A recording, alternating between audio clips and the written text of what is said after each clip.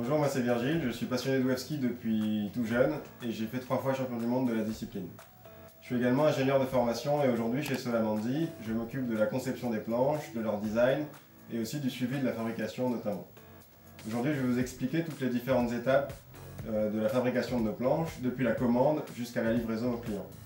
En fait, sur notre site web, vous pouvez voir toute la gamme de nos planches qui sont disponibles pour tous les niveaux de rider, les poids, les tailles, donc des planches totalement personnalisées. Et en fait, un formulaire de commande permet de prendre contact avec nous afin de débuter la fabrication de la planche. Donc, sur ce formulaire, vous allez remplir les premières informations qui nous permettent de savoir quel est votre projet de planche. Et une fois que ce formulaire est reçu, on revient vers vous par mail ou par téléphone afin de vérifier toutes ces informations et de vous conseiller si vous avez d'autres interrogations. C'est alors que va commencer la conception de la planche. Donc je vais travailler sur un logiciel 3D afin de pouvoir vous montrer, avant même que la planche soit fabriquée, sa forme en 3D, ce qui va vous permettre de la valider avec moi. Une fois que les plans 3D sont validés ainsi que le devis, la fabrication peut commencer. Donc la première étape de fabrication est l'usinage de la planche, donc dans un pain de mousse polystyrène par une machine 5 axes numérique, donc qui permet d'avoir une forme parfaite, symétrique et en évitant toutes les erreurs humaines. Ce pré-shape, une fois terminé, va se diriger vers l'un de nos 3 ateliers de shape et de strat, situés en France ou aux États-Unis. Je vais vous expliquer le processus de fabrication dans l'un de nos 3 ateliers, donc en Vendée, chez Jamin Surfboard. La première étape, c'est la finition du shape.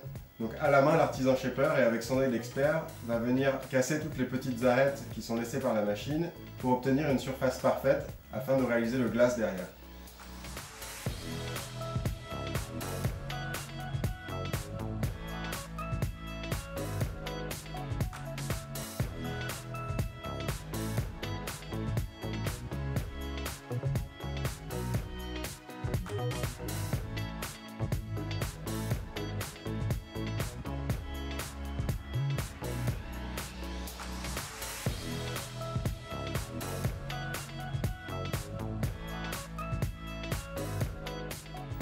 Après le pré-shape et le shape, c'est l'étape de la strate du dessus de la planche. Donc en fait, on vient déposer différentes couches de fibres de verre sur le dessus de la planche avec des renforts carbone et avec une résine teintée à la couleur choisie par le client, on vient enduire le tout. Des rabats sont réalisés sur les rails afin de les renforcer.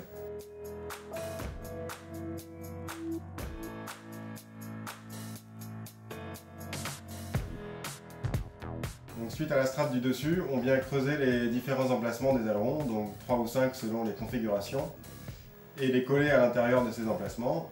Et ensuite, la strate est réalisée par-dessus ceux-ci pour plus de solidité.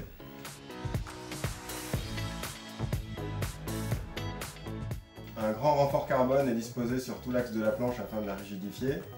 D'autres renforts sont placés au niveau des boîtiers d'ailerons afin de les rendre plus solides. Et ensuite, un grand tissu de carbone hybride est placé sur toute la surface et rabattu sur les rails afin de les renforcer. Après les 2 étapes de strat, on vient fraiser les emplacements pour les inserts, des sangles et des footstraps. Ces inserts sont placés dans les trous qui sont creusés et la strat est réalisée par-dessus. Ensuite vient l'étape très importante de ponçage qui permet de venir aplanir toutes les zones où il y avait des renforts et réaliser l'accroche pour l'étape de haute côte. La planche, une fois poncée, vient l'étape de haute côte, donc cela consiste à enduire la planche de résine seule afin de combler les différents pores dans la fibre et de la rendre totalement étanche.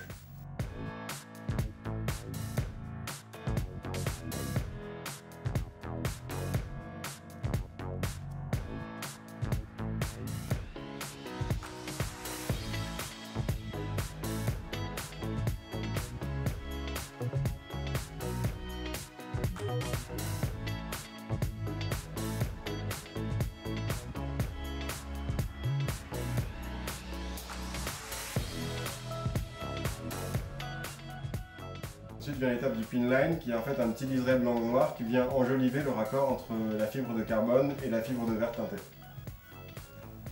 Donc la planche est terminée, elle est prête pour être livrée au client et il n'a plus qu'à attendre quelques jours de séchage avant de pouvoir aller dans l'eau.